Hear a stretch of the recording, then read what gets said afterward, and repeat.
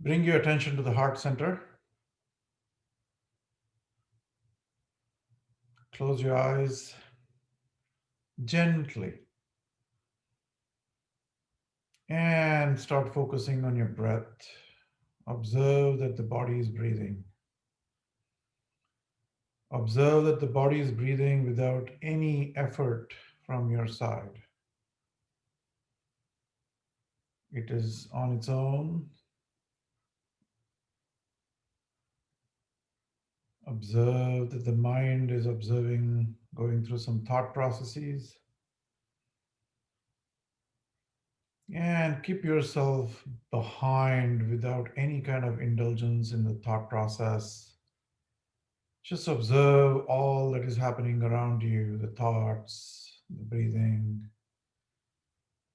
Your Anjali Mudra might be able to feel some of the heart rate. Relax your thighs. So, when we say relax your thighs, it feels like you have to do something. Just pay attention to bring your observation to the thighs and they will automatically relax. There is no action involved in observation. So bring your attention to the thighs and just scan them from the tip of your folded leg, the knees to the root where they start. These are your limbs down there. So just observe them. Let them relax. Come up to the pelvis, come up to the torso, and relax. Observe that the chest is going up and down, the diaphragm is pushing your hands outward, inward, outward, inward. And just observe.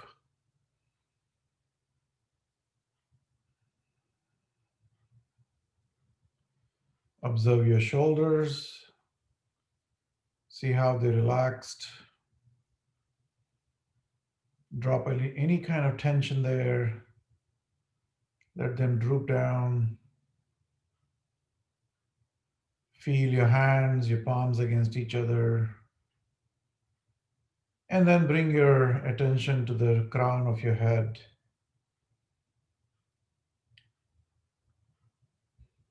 And observe the scalp, observe your forehead, observe the ears, relax your cheeks, relax your lips, nose, chin, the neck muscles.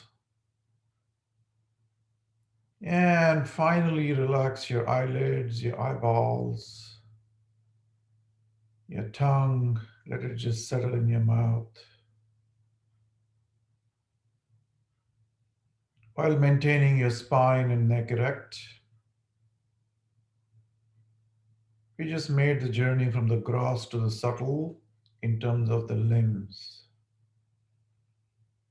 We started the journey from the action limbs to the information limbs. 5 Jnanendriyas and 5 Karmendriyas.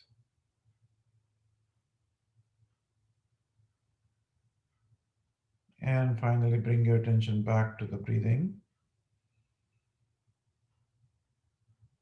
Involuntary breathing process.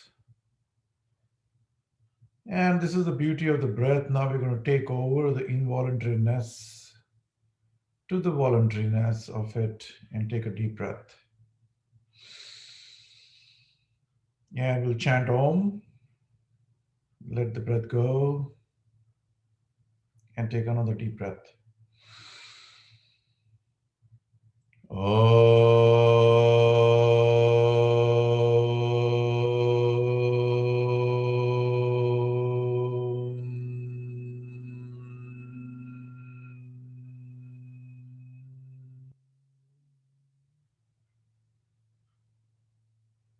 Another deep breath.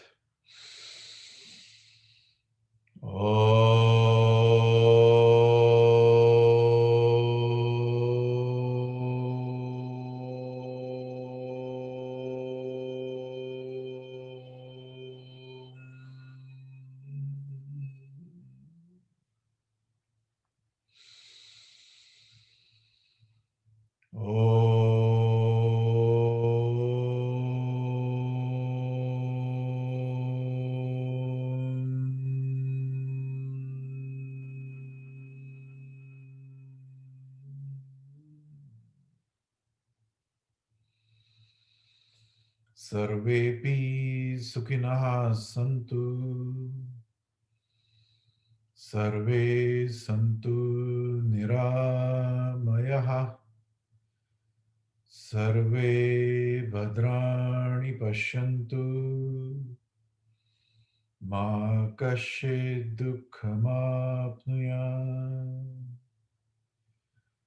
ॐ सहना भवतु सहनौ भुनक्तु सह वीर्यं कर्वावहै तेजस्विनावधीतमस्तु मा विद्विषावहै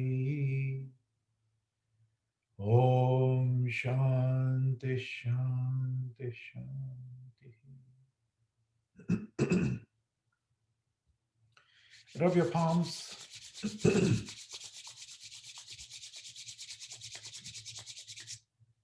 and put the soft palm of your part of your palms on your eyelids and just gently rest them there. Don't put any pressure and look deep inside your mental space, the Chidakash. It's called the Chidakash because it's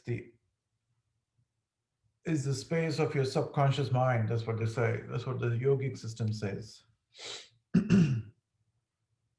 It's not Manakash, it's Chidakash. So it's coming from Chitta Akash. Chitta is your subconscious mind. So when you look deep inside there, you're actually looking deep down the basement where you stored up all the psychological knots, the sanskars, whether good or bad. They're all in that dark space. And they do come up every once in a while. They'll start coming up, they'll surface, and these memories and these good memories, bad memories, they all start surfacing. And we've talked about that, how they surface in during the meditation session. So pay attention to the Chidakash. That's like it changes. There's an energy field there internally. And when you do yoga, when you rub your palms, you're basically putting all that energy back into the eyes, around the eyes. You're energizing the muscles, you're relaxing the muscles. And when you relax, the Chidakash opens up. It opens up your deep penetrating vision down there. You're basically looking down. That's what the yogic system says. You're looking down your spinal column. You're looking down into where all the chitta vrittis are along the spine. And the chitta is the subconscious, which has been evolving for millions of years, right? So, all right. So today we are going to do, again, belt, blocks, and that we will need. Before that, we should do some Sukshma Vyayam and warm up the body. So I'm going to move back onto the mat. And if you want to sit on the block, I welcome you to do that. Yeah, sit on it. Put your feet out and sit erect. So you're in a 90-degree pose like this. Your spine is erect and your feet are out. And we're going to start wiggling the toes. Start wiggling the toes.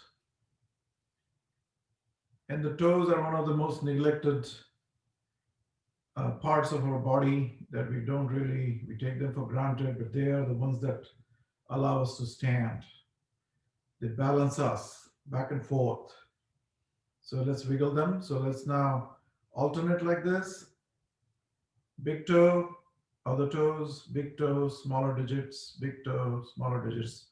And you may get stitch in your sole of your feet, but just take it easy, okay? If you cannot, and then hold them, like clench them tight, hold them tight, and relax.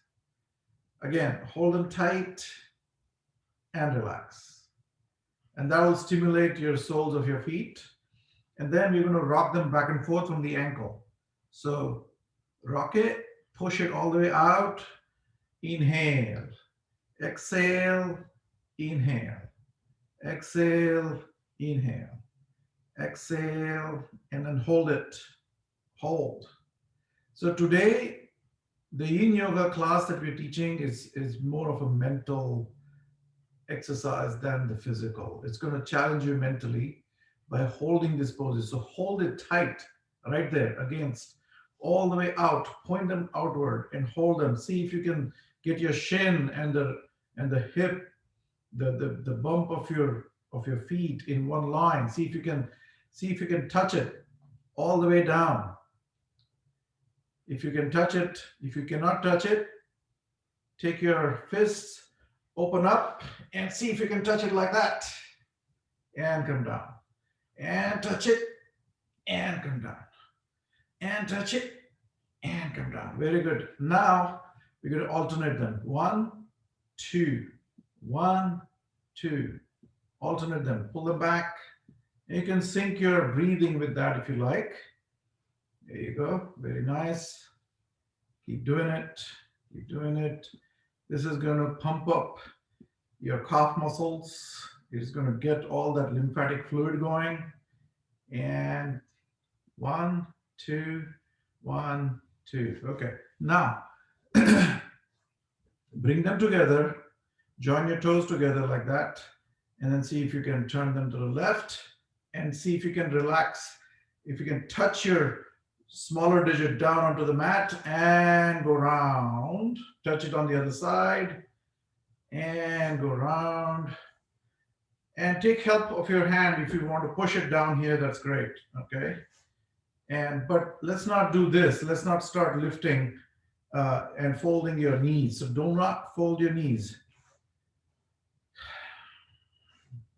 And sync with your breathing.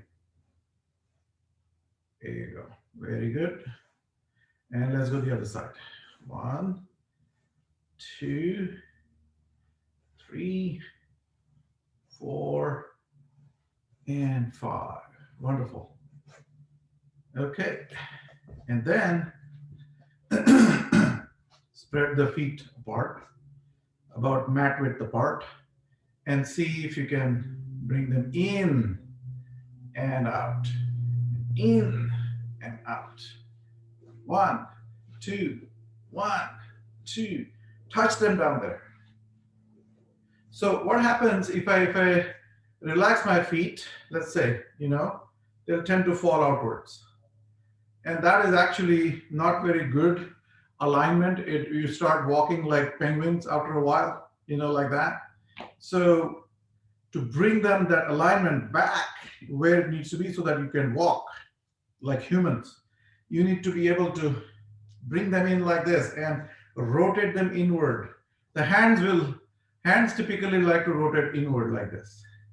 So with the hands, you have to do the opposite. Okay, so this is as we grow, the body starts this contorting over time. So let's try to see if we can correct these posture corrections, and yoga will help you do that. Okay, so 1, 2, 1, 2.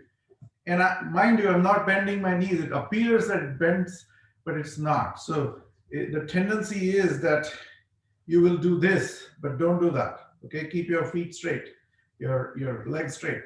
Okay, 1, 2, 1, and then hold them there. Hold, and push your knees downward. There you go. Very good. And relax. And see if we can rotate them with the feet apart and then go the other direction. Okay, after that, bring them together and we're going to throw tantrums. You know how the kids throw tantrums like this? So shake the legs. So what I'm doing is I'm lifting this, folding it, and banging it down. But the yoga mat may not allow you to do that, so here we go.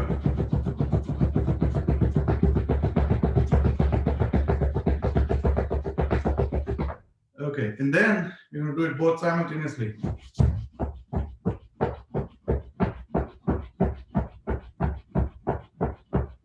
Very good.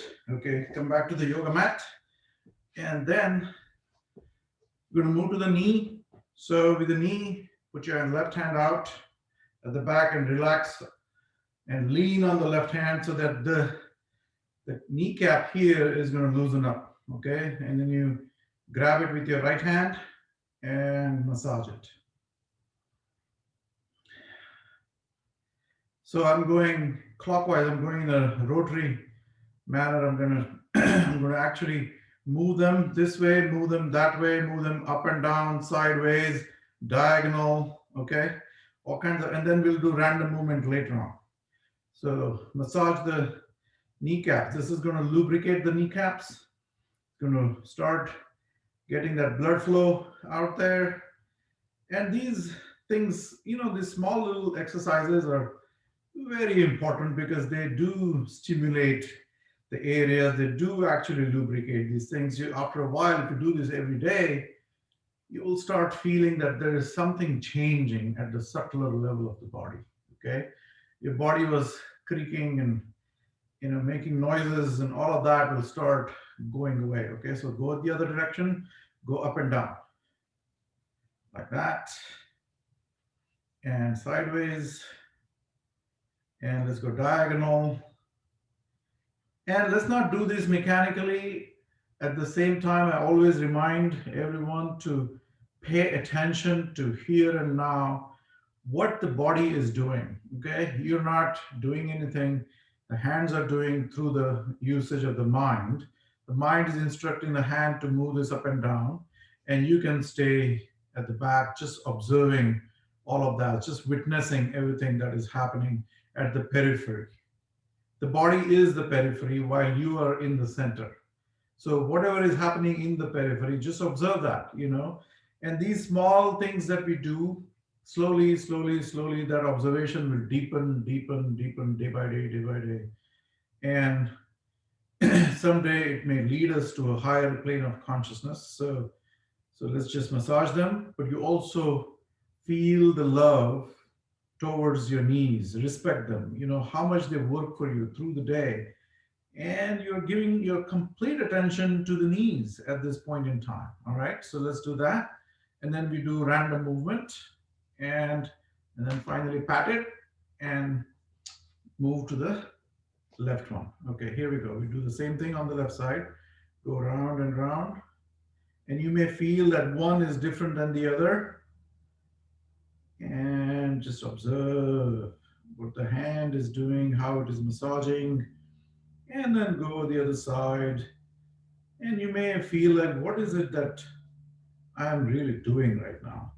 If you really think about the observation, in that observation, there comes the realization. It's like, what is this? What is this body doing?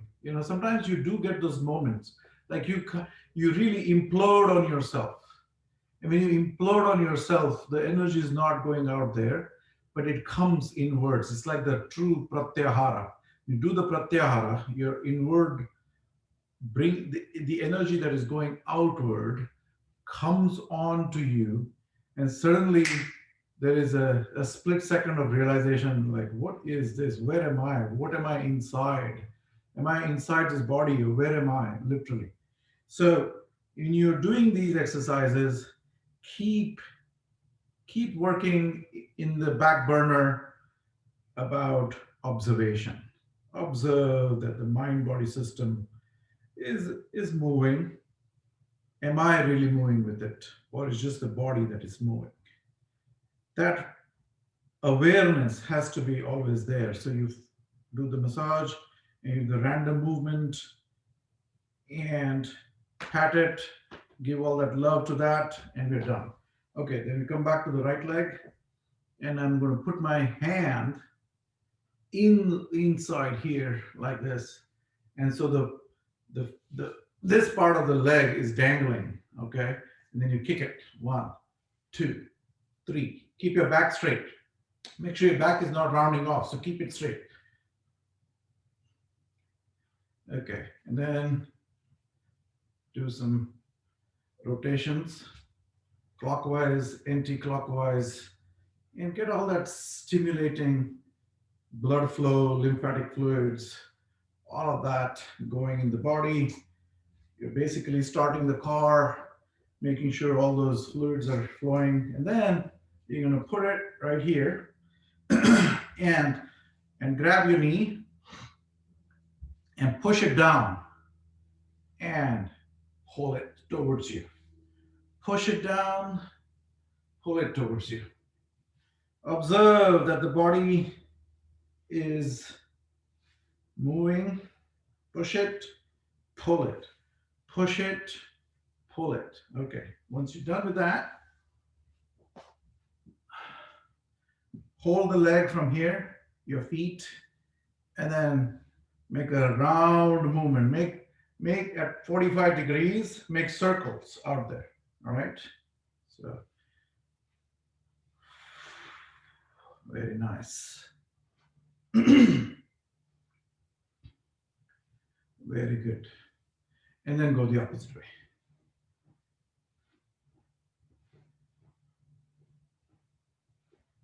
Okay, and then we're going to do titli. Titli is butterfly.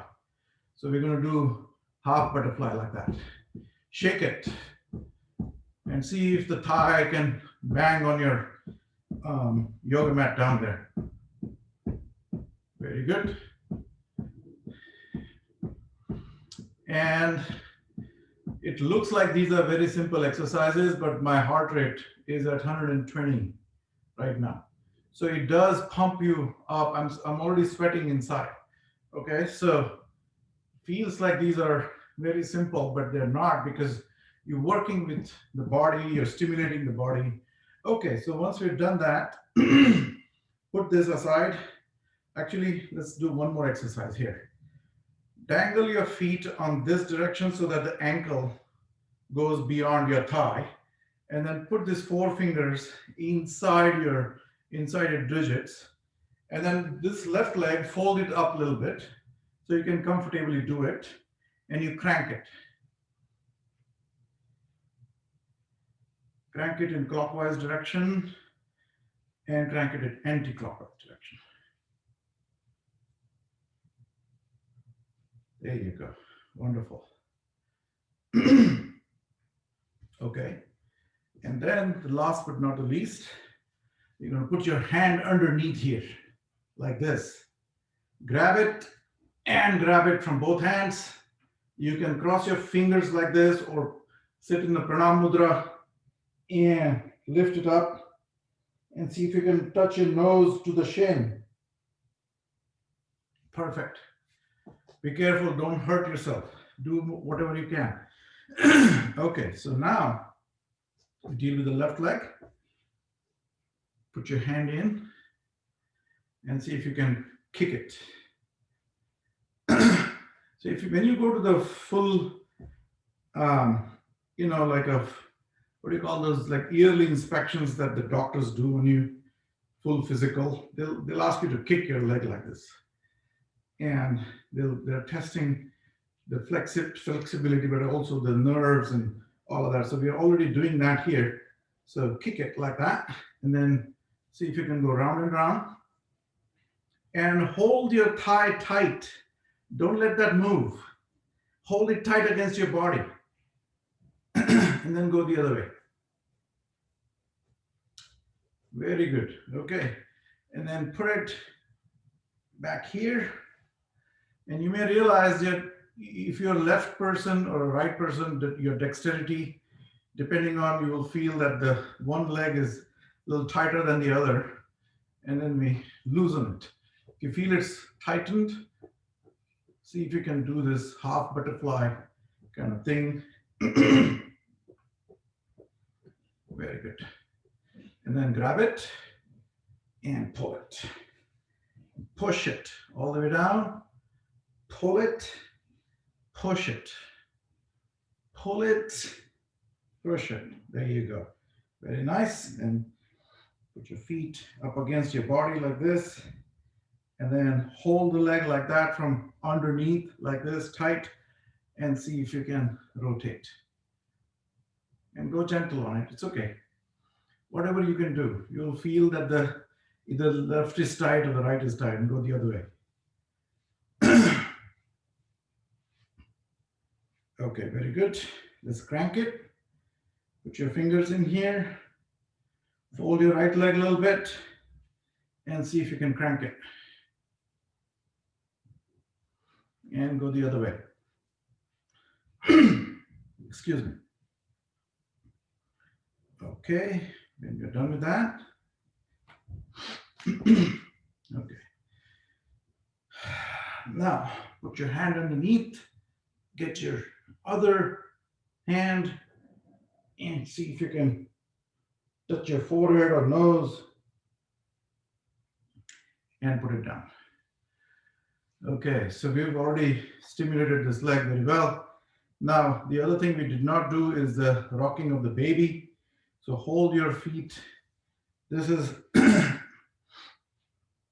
a good exercise for a hip opener. So you grab your knee like this and then rock it. So essentially you're opening your hip. So rock the baby. I mean, if you really want to do it traditional way, you can actually rock the baby like this. And that's the head, your knee is the head of the baby.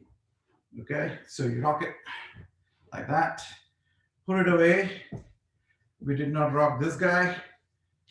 So let's do that. And push it hard. When you're doing this, pull with your left leg and push with your right. And you're basically stimulating this entire thigh on the other side, all the way from the hip joint. So rock it like that.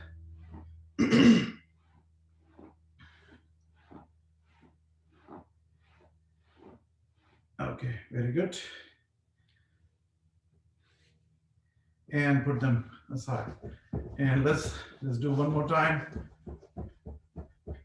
And then you will feel when you see how the legs have become loose. That's the kind of looseness you want, and then you can get into Padmasana. Sorry. When you get into the Padmasana, you should be able to do this without your knee hurting you. And if you sit like this and sit on the block at the down there, you should be able to get your spine absolutely erect and sit comfortably after a while. So what we just did, if you just do the Padmasana, it's going to pain. It really starts bothering. The neck is, the back is not straight. You're slouching like this. You're trying to grapple with the pains all over. But when you stimulate, everything becomes kind of loose, and then you comfortably can sit here for whatever time you want to sit, and then the legs start cooperating because you've taken all that energy out of there. It's about all these warm-up exercises about taking this excess energy out so that you start coming inward. Yoga is an inward journey. It's not an extroverted journey, it's an introverted journey. So you're coming back. You're kind of pulling all your senses from the outwardly world back into you. You're imploding. So when you come, you're at peace because your mind is then not rushing outwards. So you're exhausting your mind and your body by doing these simple exercises. Okay, so having done that, we'll start with the yoga belt. And now that we've stimulated a little bit, we're going to do a very simple exercise. Make sure you have enough space on the right and the left. So I'm going to move a little bit on this side. And I'm going to face you guys, but I'm going to lie on the back. So lie on the back and relax here for a minute. Take a few normal breaths. Let the heart rate come down.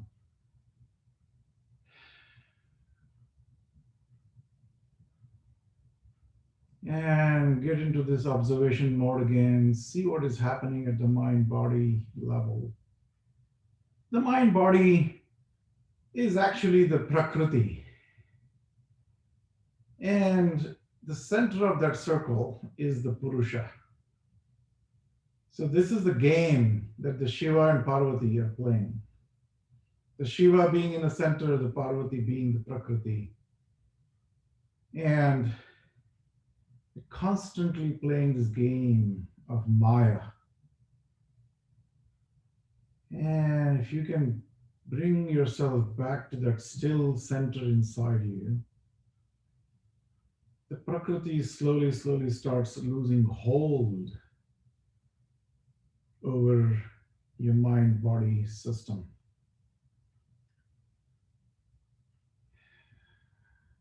Okay, then take your belt, and if you have looped it like this, that'll be great. And then put it at the center of your sole of the foot. Okay, and if you want to, you can close the loop as much as you want so that you can hold this very nicely and then grab it firm and tight and then hold. Okay, so that the right leg is perpendicular to the mat. Your left leg is relaxed, it's not stressed. Don't stress it out, and just relax it and then hold your right foot like this. Hold it. The other thing we talked about was that the hands tend to do this, right? So what you do is you hold it and turn your hand outward so that your forearm is facing you and not your upper forearm. Okay, so the inner forearm is rotated outward, and then you're holding it in place like this.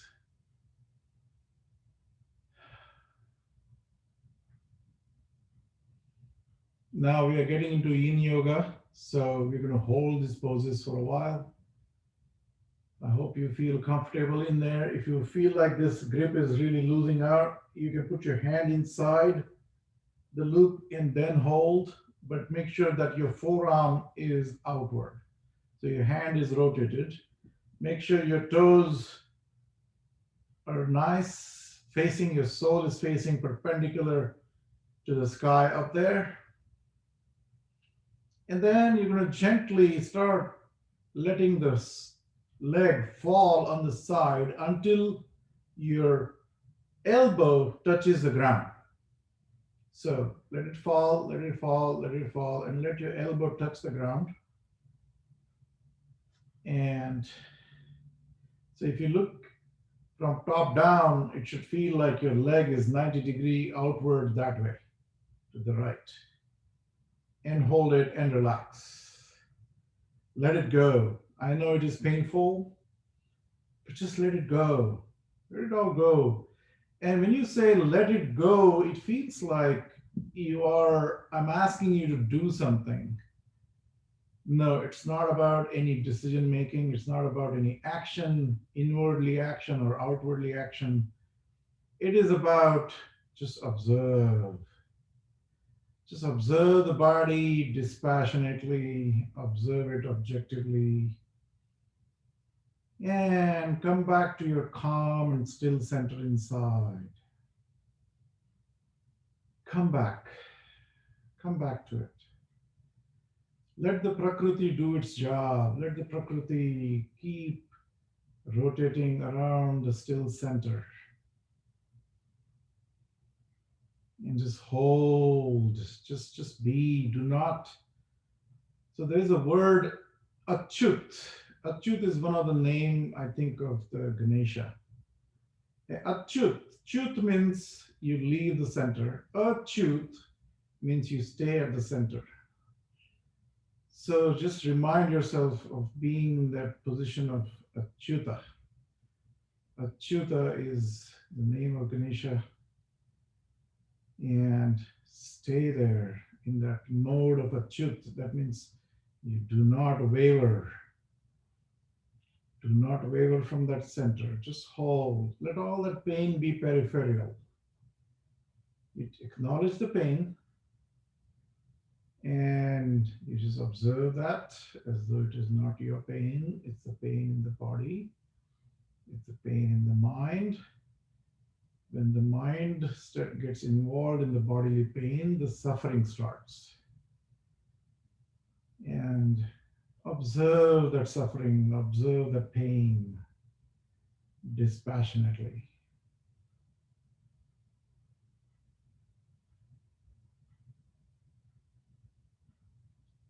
Very nice. And the belt is going to help you stay in the position. The gravity is doing its job. Where are we really needed? The belt is doing the job, the gravity is doing the job, and you just relax. Okay, very good. And then let's come up again and fold your leg and relax. Very cool. Take a few normal breaths. And then take the belt again and put your left leg inside this time and grab it with your left hand. Nice grip. If that belt buckle is bothering you, you can rotate it and grab it with the palm facing upward so that your forearm is going to face the sky and pull. Now relax your right leg. Make sure your right leg is not doing anything. As you pull, because it tends to do, what tends to happen is your right leg will start folding upward like this. Let's not do that. So put the right leg down because we have already relaxed it. It should cooperate. It should stay down there on the mat, very flat and sound. And then you pull this guy up and make sure your knees are not bent. So your knees and everything at the back is completely straight out here, and you hold it.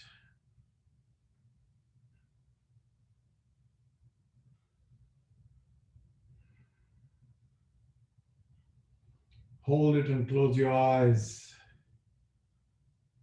And take stock of your body. See what's happening, and then let the leg fall to the left side. And it is opening up, and see that your elbow touches the ground first, and then relax your leg and it will start succumbing to the gravity. Let it fall. And you may feel excruciating pain in the groin area. Your tendons are being pulled. Make sure your rest of the body is absolutely straight. And watch that pain objectively. Do not associate yourself with the pain. Let it go. Just relax. Let the leg just do what it needs to do. Relax here. Make sure you don't fold your knee to save the body from the pain. No, let it be. Let it do it. And as you don't complain from within, you know what this yoga is doing? It's actually challenging you mentally. More than physically, it is the mental challenge. And it actually tests your mettle. It tests how tough you are from inside, how much really you can handle. And when you observe dispassionately, you don't complain. Complaining is getting involved in that process. You're not getting involved, we're just observing it. So when you observe that dispassionately, there's a psychological growth that happens inside. We're purposely putting ourselves in tough situations and see how the mind reacts. So all that reactionary behavior of the mind is really what we're training. We're training the subconscious mind to behave. It looks simple, like a simple yoga pose, but It is working at a very deep level at your subconscious. You need to just passionately observe, and you just stay with that pain. You stay with that and don't let that become suffering.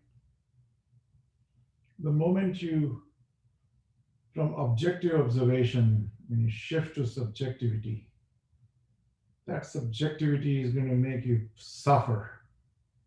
Suddenly, you take matters in your own hands and you try to resolve them. And you don't resolve them, you make them worse. You make them worse. So just stay put, okay? Just stay put and just observe and let that reactionary behavior of your subconscious mind subside.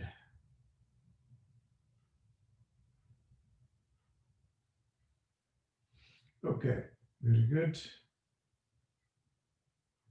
And pull it up and fold the leg and relax. Take a deep breath and relax here. Okay, now, so we got the mechanics of it. What is the mechanics? Is you observe dispassionately, you observe objectively, and observe the reactionary behavior of the subconscious mind. If someone says something goes wrong in life, we start reacting. And that reactionary behavior gets us into trouble most of the time.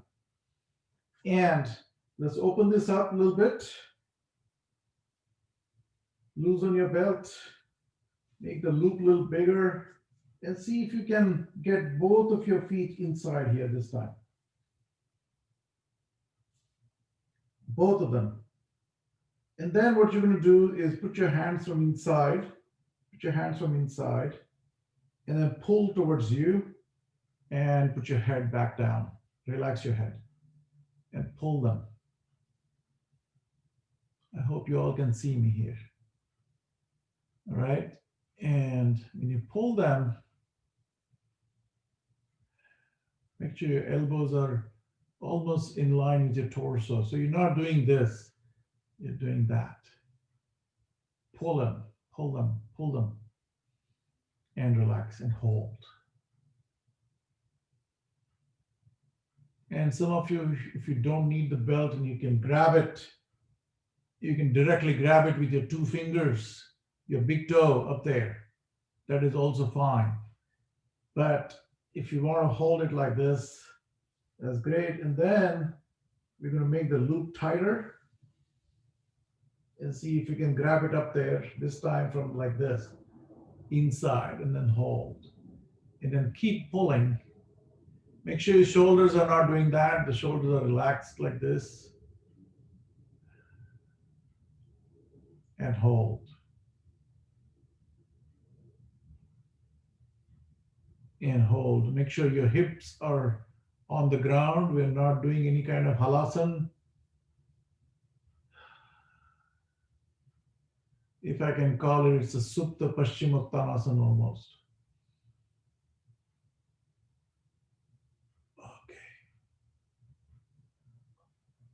Hold. Then with your one hand, open it and see if you want to fold your knees, put your elbow down, and then relax them like this. We are twisting. And put your left hand out and look leftward.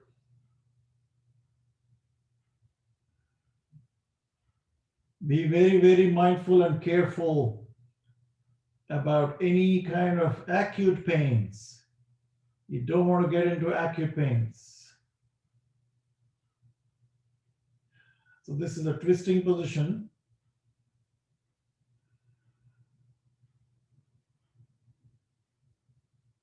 Hold it.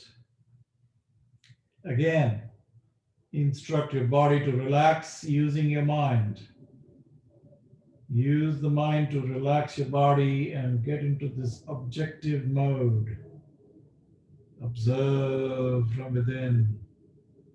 Close your eyes right here and dive deep inside. And take note of where all there is pain. Take note of that.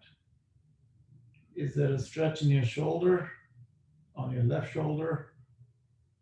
Is there something happening in your mid-back? Take note of all of that. And fold your legs and come up again. Come back to the normal. Put your leg out again, both the legs, and this time hold with your left. Okay, and then fold your knees and let them fall on the left side. And when your elbow touches the ground, you open up your legs again.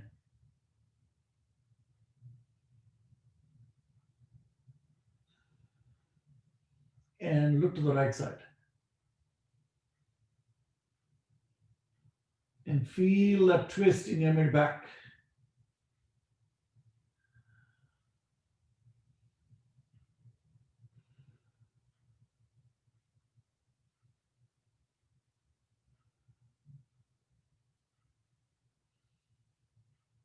And bring your breath to the normal. Observe the breath. Observe that the body is breathing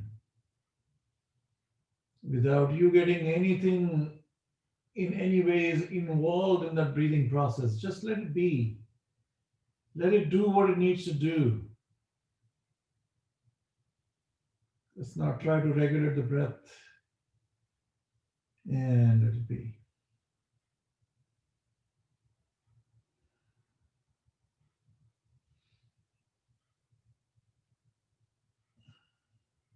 Okay. Fold your knees again. And come back to the center. And put your legs out again. And see if you can get up. And let's turn around. And let's get a block.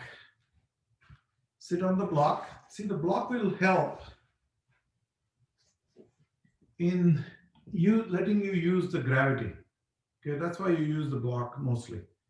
And then fold your right leg and tuck it inside your perineum like this. Like that. And let your heel go in the perineum like this. And then take your left knee, right knee, and then push it outward in that direction. Okay. And then take your torso and twist it in that direction with that leg out there. Okay. So you're twisting it this time. Take your belt. And if you want to open up the loop a little bit, that's fine. I invite you to buy these belts. They are very cheaply available on Amazon. These are Iyengar yoga belts. And then you put them on and you hold it. And then what I'm going to do is I'm going to put my hand from inside so that the hand gets outward rotation like this. And then the other hand from inside. And you hold it. And then when you hold it, you pull the leg towards you. And what that does when the big toe starts pointing towards you, it's going to stretch the entire hamstrings, the calf muscles, and all of that is going to get stretched nicely. And if you want to hold it, that's also fine with me, but do not round your back off. Okay, keep the back straight. If you cannot keep the back straight, hold the belt. For those who are new to this, you can hold the belt like this and keep the back absolutely straight like that. And See if you can just use your elbows right here and just fold. So you don't straighten your hands out. You put your hands down here like this. Okay. And then grab it. Those who want to go a little bit deeper, stretch your belt, make it tighter, and then go like this and keep your back straight. This is going to strengthen your back muscles. It is going to strengthen your thighs. You can already feel that your quads are a little tighter. Relax them. Look at them and say, relax. And feel the pressure. Feel that stretch developing in your hamstring. Your hamstring might start heating up. And then make sure your soles of your feet are not trying to twist like this. So make sure they're perfect. And so you may want to pull your left a little bit tighter and then go tight and then look up.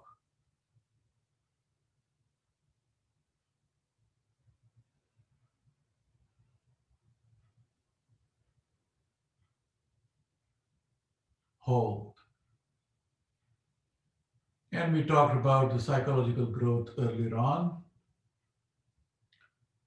And soon as you get into this kind of awkward positions, your chitta, which is the subconscious mind, is going to start complaining, I don't like this thing.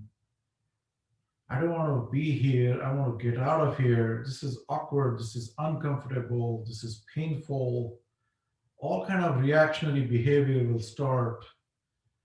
And that's what we do all day long. We are driving the car, we are complaining about the other driver on the road, we are showing middle fingers to people on the road. I mean, this is all reactionary subconscious behavior, you know. And where is all that coming from? Because when you're driving, you're not really driving the car, your subconscious is driving the car. And that's why then your conscious mind can listen to the music, talk on the phone, talk to your buddy next to you, all of that conscious mind. So the conscious mind is like really set free because this driving of the car has become second nature. The moment it becomes second nature, the subconscious takes over and it drives the car. And that subjects you to reactionary behavior on the street, on the road, on the highway. If somebody passes you, you're like pissed. If somebody cuts you, you're pissed. You know, all of that is your subconscious mind, the chitta, which all these reactionary knots, reactionary behavioral patterns inside. And this yoga is going to help you calm down. You know, honestly, you're not really calm until all that reactionary behavior is completely taken out from your subconscious and thrown out. Till then, nobody can be happy, nobody can be calm, nobody can be at peace within your own skin. The subconscious mind is constantly brewing something down there which makes you uncomfortable, you're relaxed, you're not relaxed, you really want to do something, you buy something, you go shopping, you constantly want to do something, or you're not happy. Why are we not happy? Because there are so many of these sanskaras inside, these reactionary sanskaras, that are making us absolutely restless. And that restlessness is what we are working on through yoga. So, to get beyond that restlessness, to appear as calm, in any situation, stay calm. When does that happen? That only happens if you can take care of these moments when your body is reacting. You hold your ground, buddy. You're not going to give up. You hold it, and you're not going to succumb to that subconscious mind behavioral pattern.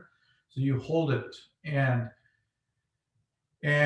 try to conquer over the subconscious mind. And that's when you're going to say you start getting mastery over the mind. What is mastery over the mind? It's not the conscious mind, it's the subconscious mind. That is 9 times bigger than the conscious mind. If you read psychology, they will tell you that your subconscious is way bigger and way more powerful than what you think it is. Okay. After that, let's just start pulling yourself downward. Now that the back is straight, you're going to push the back towards you. You're bringing your chest closer to your thigh and bring it closer. And if you can grow a little bit closer to your toes and see if you want to grab it with your big toe. Hold the big toe with these two fingers. And if you want to grab it from the side, what happens when you grab it from the side, this thing twisting of that thing stops because you're trying to balance it the other way. All right, so let's just do that. Hold the belt and also hold the side of your leg, of your foot, and stay there. This will deepen the position. Your back is still straight. You're not rounding the back off. And you will feel that the hamstrings are really, really now yelling at the top of their voice. And if they're not, you're a happy camper. If they are, just observe. Do not react to that pain. Let the subconscious be tamed. Once you tame the subconscious, it has enormous potential to help you. When you tame that elephant, that wild elephant, when you tame it, all that energy that the elephant has can be put to use in the jungle. But if it is not tamed, it can destroy villages, destroy all those farmlands. And so that's what the subconscious mind does. If you cannot tame it, it will take you from one place to the other, one place to the other. You'll never relax. So hold it there.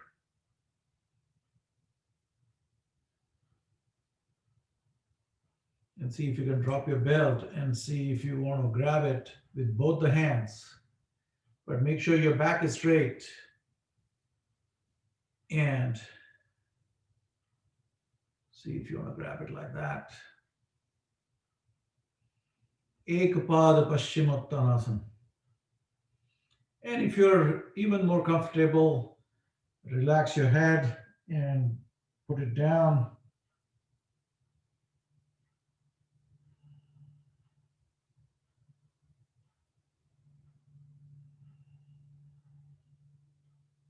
And slowly let it go.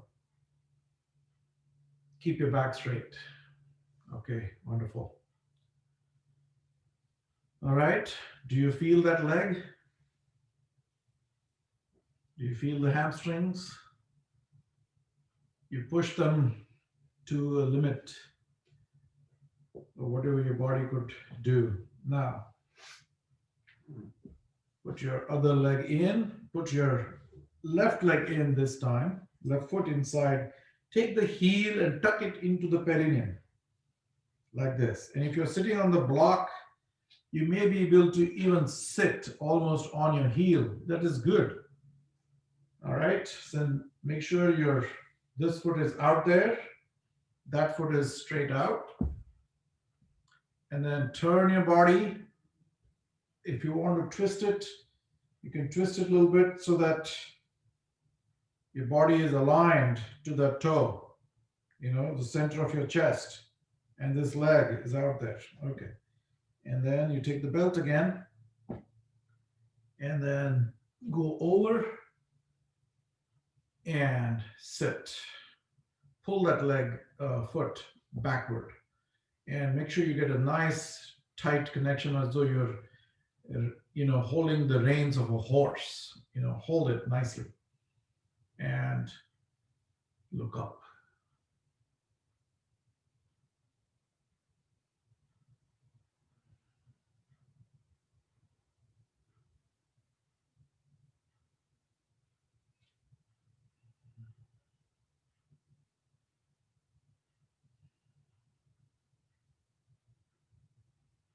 And then with your hands, pull yourself towards you while you're looking up. Pull. Keep your back straight. Do not round your back off. Pull it Pull it, pull it, grab the belt and grab it and see if you can grab with the two fingers your big toe, or you grab it from the side, which will be better, in fact, if you can do it, but make sure your back is not rounded off. And you hold it, keep your back straight. And now with this hand, start bending this hand. Bend it from the elbow, which is going to pull you towards this foot. And then grab the big toe and tuck your head in and relax. If there is excruciating pain, relax your body a little bit. Okay? We don't want to go to that excruciating pain, because then it becomes difficult for you to sort of maintain that dispassionate observation mode of the conscious and the subconscious mind. Okay? So then you start jumping into the water, and I'll tell you what that means. When you jump in the water, you create more ripples. But if you sit on the bank and observe the water, it calms down. So let's not jump in the water. That means don't get involved in this, but we stay in the back burner and observe what is being cooked on the first burner, okay, or the second burner towards you. So you're in the back burner, you're just observing, and you grab it and look up, and then gently tuck your head down.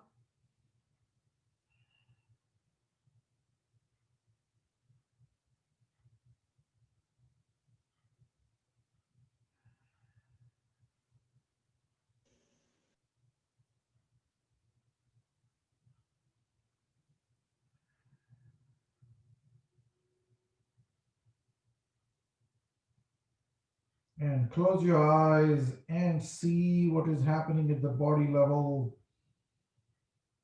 That's the periphery of our existence, the circumference of the circle. What is happening at that circumference?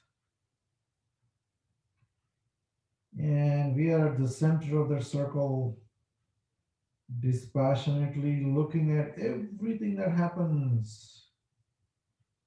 And what this does, it starts separating the Prakriti from the Purusha. The Purusha, which is the center of that circle, and the Shiva and the Parvati. The Parvati is the Prakriti outside. And that Prakriti is constantly using us.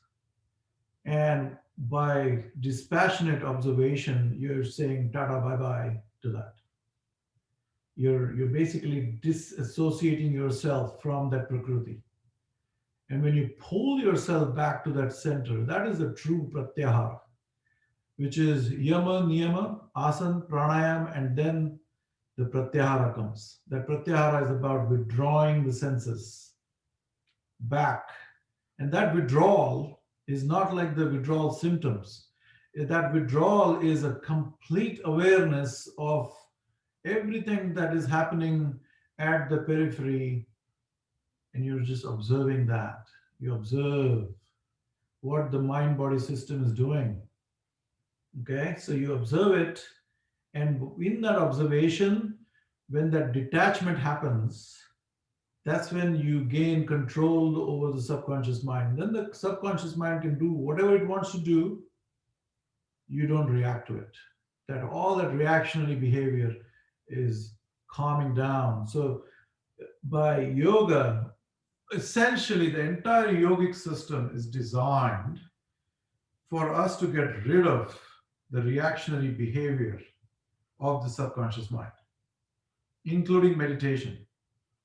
When you're meditating, you're observing the body and the mind from within, and you're just staying calm inside. But that calmness can only happen if you've taken care of the bodily level calmness first, so that the body becomes so cooperative, the Prakriti becomes so cooperative that you can then sit in a Siddhasana, okay, Then you can sit in the Siddhasana and not complain about the body, and then you just forget the body. Then the body goes into the back burner, and all comes to the front burner is your awareness. You just sit there. And if we can sit for 4 hours and 36 minutes without moving, then that is called the asana siddhi. And once you attain that asana siddhi, you've gone past the asana stage.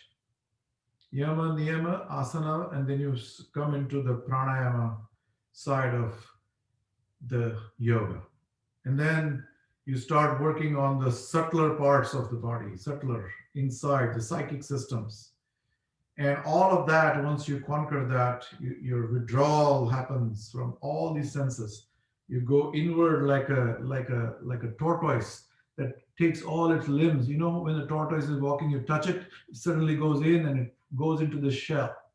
And that's why we have the tortoise in the temples, because the tortoise is a symbol of the pratyahara. Once it's inside that shell, nobody can harm that tortoise. It's protected completely. So that's how the yogi withdraws all the senses and goes inside, and then he meditates. Then it's all the inward journey. There is nothing outwardly that is happening. The body just becomes still, still like a rock. And then you just sit there. This is why we do yoga, you know?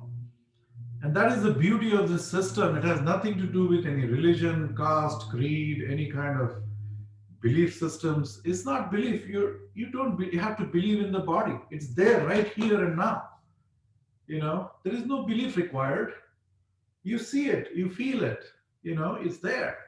There is nothing to be believed in. So you go beyond the belief system. Then you come back to the reality, and that is where the journey starts. When you come back to the reality, you take the first step from where you are.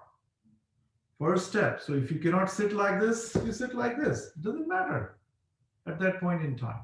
Okay? So with that, I think we have some time left. I think we should do some pranayama today. I think that'll be great. Let's just get into some basic pranayama. But I was going to today rehearse the Nirmal Kriya that I taught, and some people missed it, and I don't know how many people are here today. But sit, tuck your heel into the perineum. Perineum is between your genitals and your anus.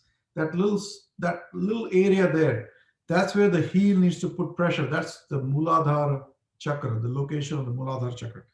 So when you're here and you put that gentle pressure with the heel, the Muladhara chakra becomes active.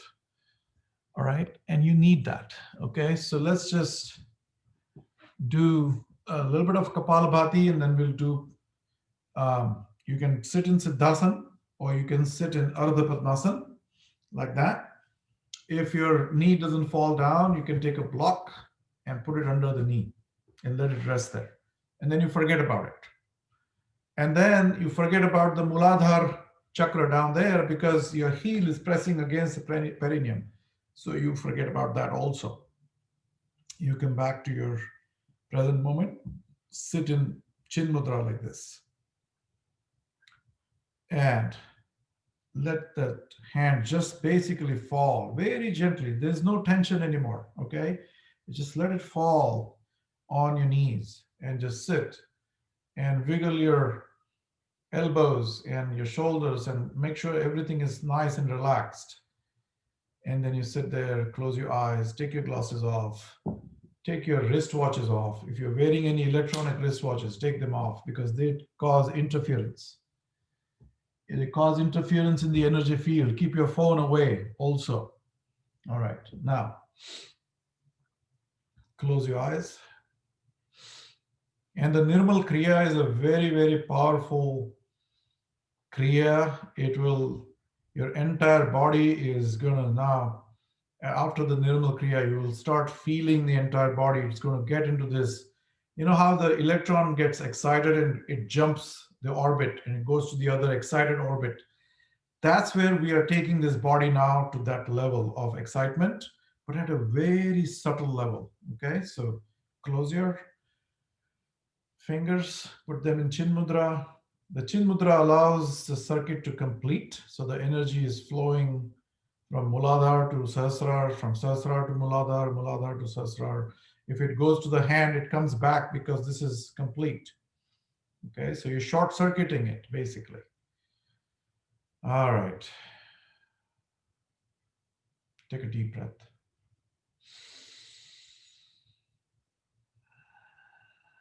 and let it go through Jai. We'll do 3 rounds of Kapalabhati first. And today is the last class of the year. So even if it goes a little bit longer, I'm okay with that. If you guys want to stick around, the Nirmal Kriya is really powerful. So I really hope that you guys can have some takeaway today for the next year. Exhale fully. Blow your nose hard so there is no more air in the lungs. Pull your tummy in and breathe in, relax your tummy. Breathe in half the lungs, and we'll do 100 rounds of Kapalabhati right now. Here we go.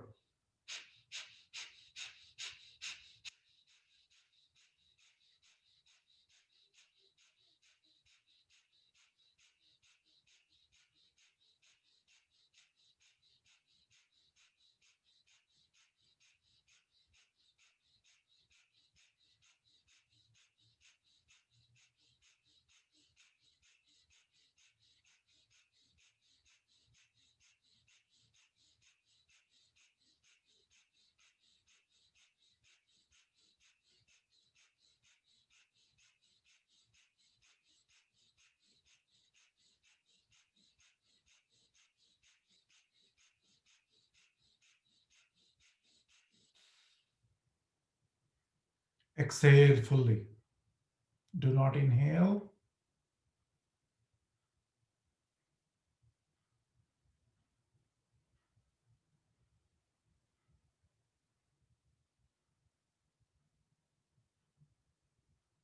And take a deep breath. And let it go through Jai breathing. That means you constrict your epiglottis and hear yourself breathing out like the ocean breeze.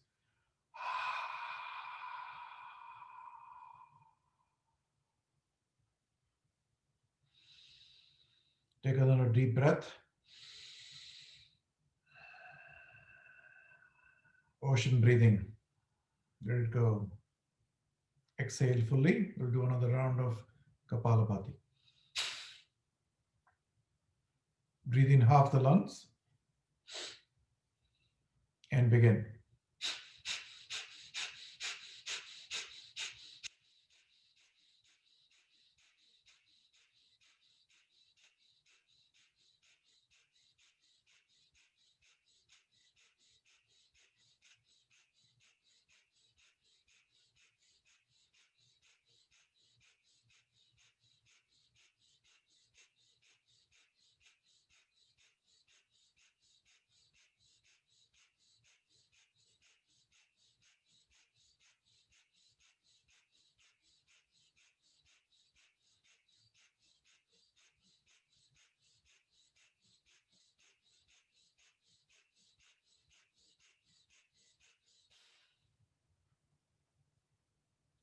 Star of the lungs.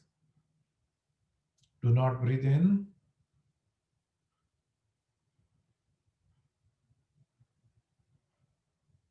This is the Rechak.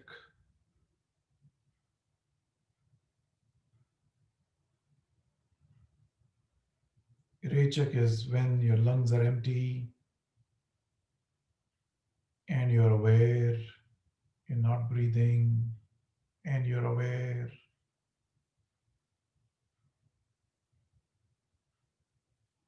And take a deep breath. And let it go through ocean breathing.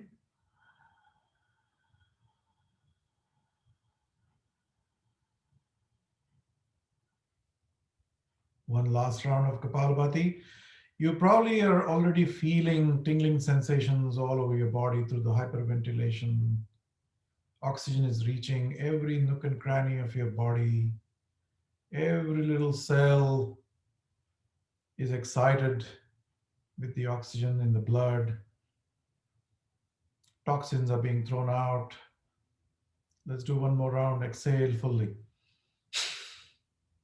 Inhale, half the lungs, and start.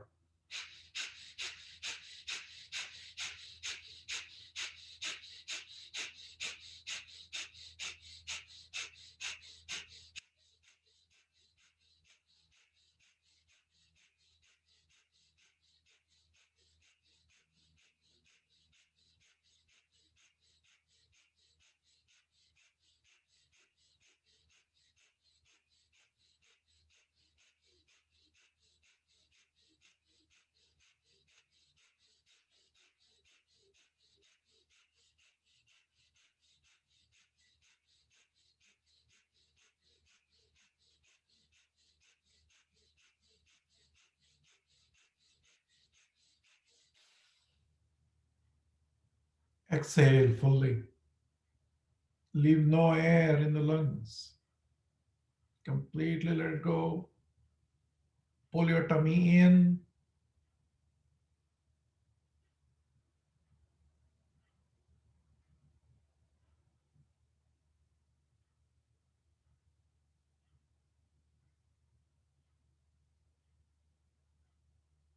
and breathe in.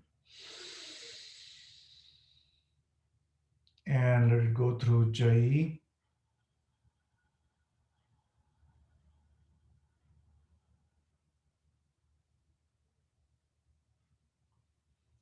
Those who are new to the class, Ujjayi is a constricted epiglottis, breathing in, breathing out.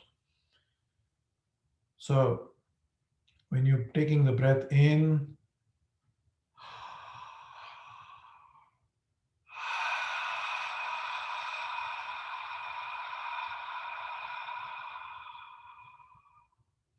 you're basically making this hissing sound like a Gila monster. Okay, so you breathe in with as though the ocean is waxing and waning, and it makes this constant sound. That sound is kind of what you imitate here. That's Ujjayi breathing. Okay, so now we're going to get into the Nirmal Kriya, and we are going to do not the full Nirmal Kriya, but the 25 healing breaths. So we did that during our last session. So what we're going to do is we have to pay a little bit of attention of what all is happening at the bodily level. So one is your uh, Muladhar down there, which is your perineum. You're going to constrict that in and out like this. So as though you're trying to hold and not go to the bathroom, or you're trying to hold, your anus. So you pull your anus in and let it go. Pull your anus in and let it go. In and let it go. So that's happening at one level. The other thing is you're breathing in and out. So you're pushing your tummy out when you breathe in when you breathe out. So this movement and that movement needs to be synchronized. So when you're breathing in, you're pulling in, and when you breathe out, you let it go. In, out, in, out. And this is called the Ashwini Mudra. Ashwin is the horse. And our yogis in the ancient times, they observed that the horse has all this energy, right? It runs for whatever time, it gallops, and it has all this horsepower. And then they observed that when the horse is running, it's actually doing the Ashwini Mudra with its anus. Okay. And they somehow put this two and two together, that if you do this, it actually opens up some energy channels in your body. And those energy channels are from the Muladhara chakra, where your Kundalini is. The Kundalini is the serpent psychic form of serpent which is coiled up, and that's the energy that is there, and that energy needs to be ultimately released so that it travels along your spine and meets the sahasrara. Okay, so that energy, whether we it's there or not, I don't know. I'm not that all that yogi that has attained everything, but I'm just talking what the texts are talking about. Okay, so if you look at the Hatha Yoga Pradipika by Swatmaram, he describes that. The Serpent Power by Woodruff talks about it. The Garland of Letters talks about it. All these books are constantly talking about all of that, right? So what is this Ashwini Mudra doing, right? This Ashwini Mudra is trying to wake up that serpent. And once that serpent wakes up, it has nowhere to go but the Sushumna Nadi along the spine. So it starts climbing and activates all your chakras as it goes up, upward, upward, upward, and then comes here. Now, that is all the theory of yoga. What we are doing here is breathe in, you constrict, breathe out, you release. Breathe in, breathe out, breathe in, breathe out, breathe in, breathe out. So remember that synchronization. Okay. So we'll do this 4 times. Breathe in, breathe out, breathe in, breathe out. And to keep your synchronicity all going together, we're going to look up and look down, look up, look down. So you breathe in and you breathe out. You breathe in and you breathe out. Breathe in and you breathe out 4 times. The last time, the 5th time, you're going to breathe in and you're going to hold that Ashwini Mudra in place. That means you're tightening your Muladhara. Yeah, Mula Bandha is called. You're putting the Mula Bandha on and you're breathing out. As you're looking down, you're synchronizing the breathing out, but you're also synchronizing the releasing of the Mula Bandha at the same time. And the last one is you're going to fold your tongue inward. That means you're folding the tongue backward, like this. Okay, so that's what you're going to do. Fold the tongue inward, and then as you look down, you're breathing out, you're releasing your Muladhara chakra at the same time. And the 5th breath comes down, and you're making the Ujjayi sound at the same time. Okay, so there are a lot of things happening. Nirmal Kriya is a very powerful, very effective, but it is complicated. It is complicated at the level of mind and the body, because you have to do all of these. Keep attention whether this is releasing, keep attention whether the tongue is at the back. You're breathing out, while you're breathing out, your eyes are open, and then you're releasing your Muladhara, Mula Bandha at the same time. And then you come back and then you relax and you take normal breath. Okay, I'm going to show you once and then you're going to follow with me. So we'll do 25 such healing breaths, and then what that's going to do is going to put the body into the next orbit, like the, and you'll start realizing this even after the Kapalabhati, the 300 rounds that we did. I'm already feeling it. I'm already feeling this tingling sensations all over the body. So here we go. Take your glasses off. Watch what I'm doing. Exhale fully. Keep your eyes open.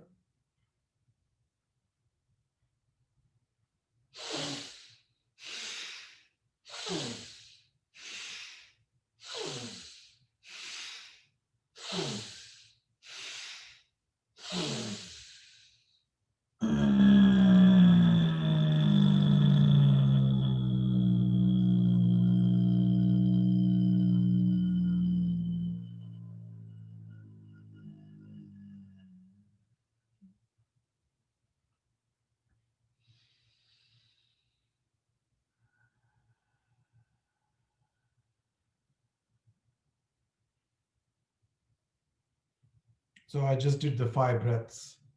4 times, I made my head look down and up and down. 5th time, I rolled my tongue in. I held the Muladhara, which is the Mula Bandha. I held that. I rolled my tongue and I'm making this deep sound with my ujjayi.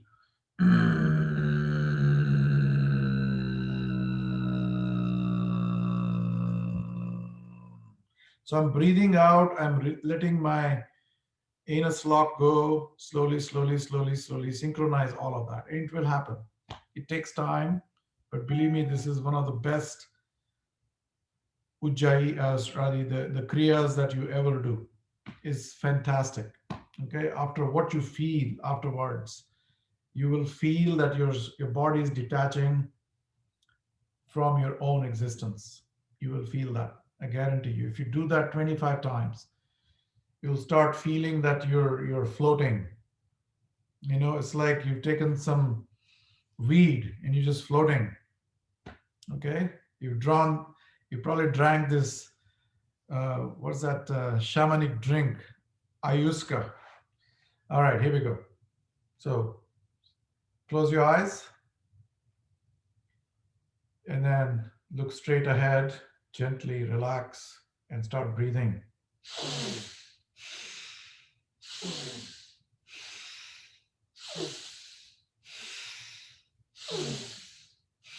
4. Roll your tongue.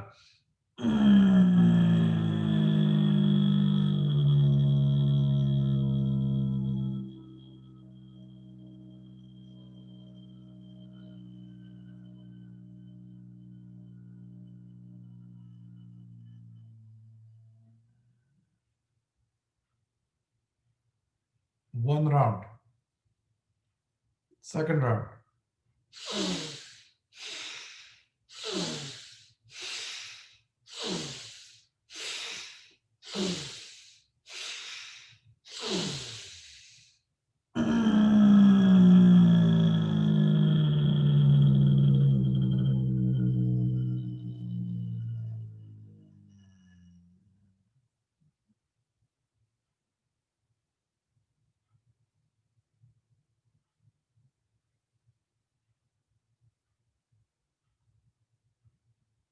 Third round.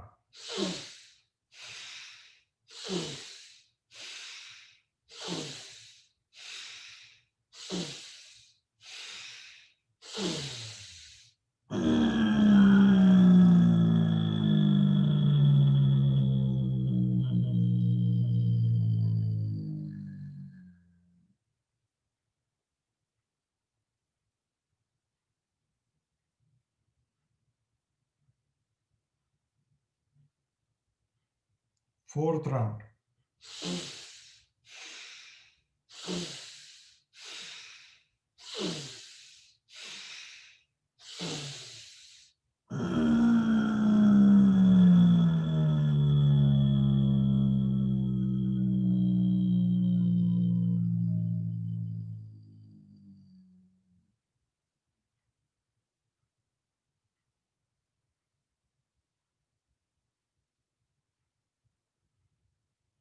Fifth and last round.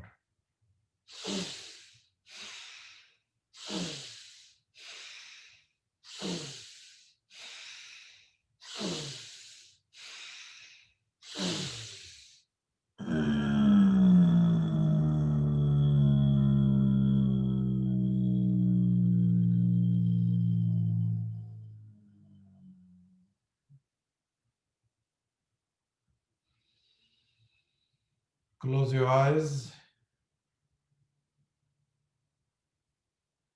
and pay attention to what is happening at the mind and body level. Pay attention to what's happening at the periphery. See if you can feel the tingling sensations in your palm, your fingertips.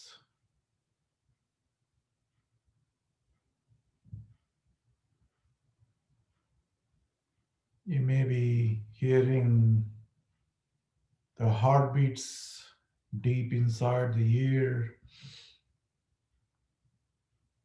Your eardrum is vibrating. And all the prana that we've generated, the pranic energy, is flowing from the tip of the crown of your head to the Muladhara along the spine. Observe all that dispassionately as we were observing the pain. Observe the subtle sensations with the same dispassionate, same objectivity as we were observing the pain while doing the yoga.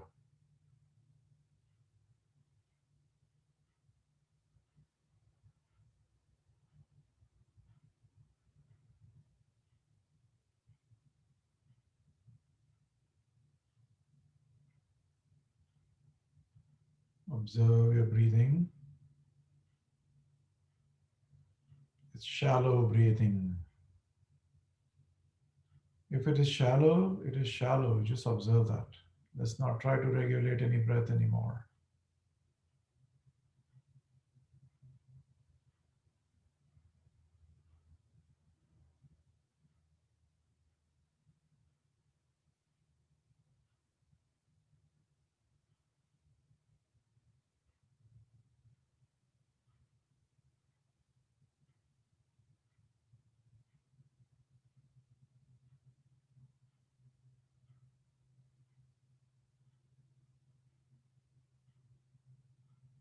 Observe the cosmic dance that the body is going through.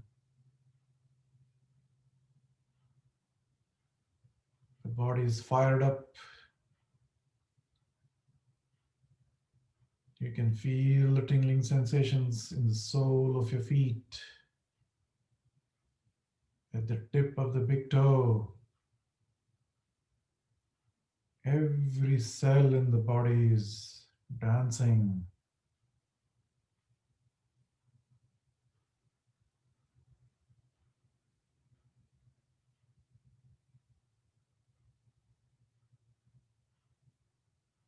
You can do the prana karshan kriya here. Synchronize your journey from the crown of the head to the base of the muladhara, base of the spine to the crown of the head. As you breathe in, you make the journey up to the crown. And as you breathe out, you make the journey all the way down to the base of the spine. But unregulated. Let's not regulate the breath. Let the breathing be normal.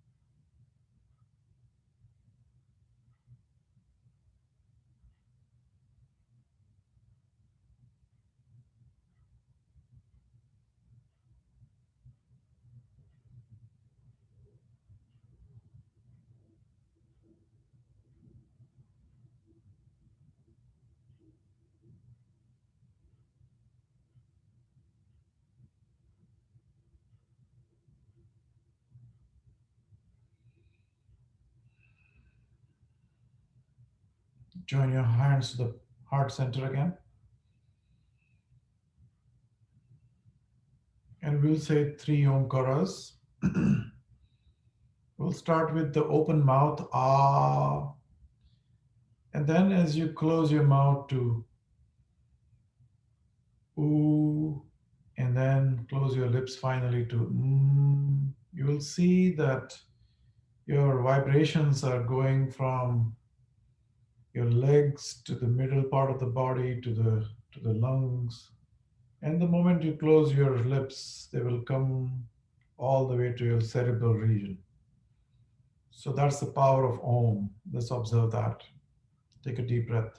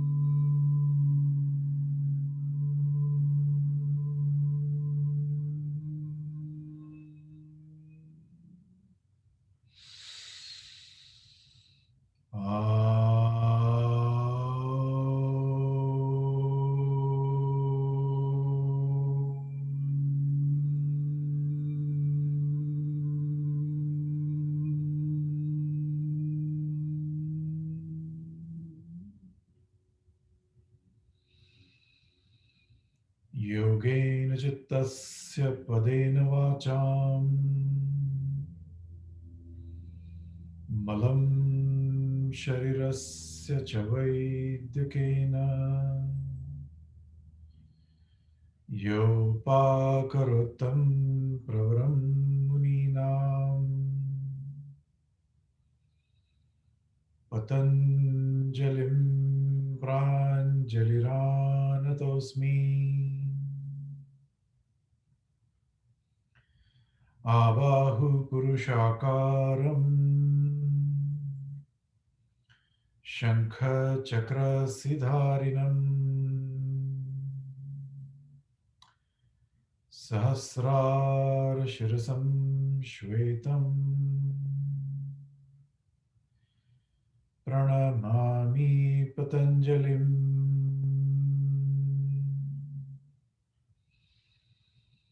Hari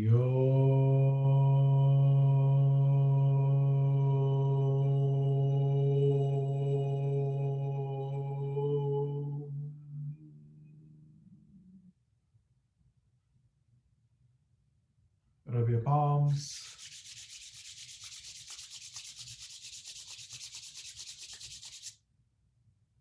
and gently this time put again on your eyelids and see if you feel any difference between the first time you did it and the last time here in that mental space, in that subconscious space, in that Chidakash.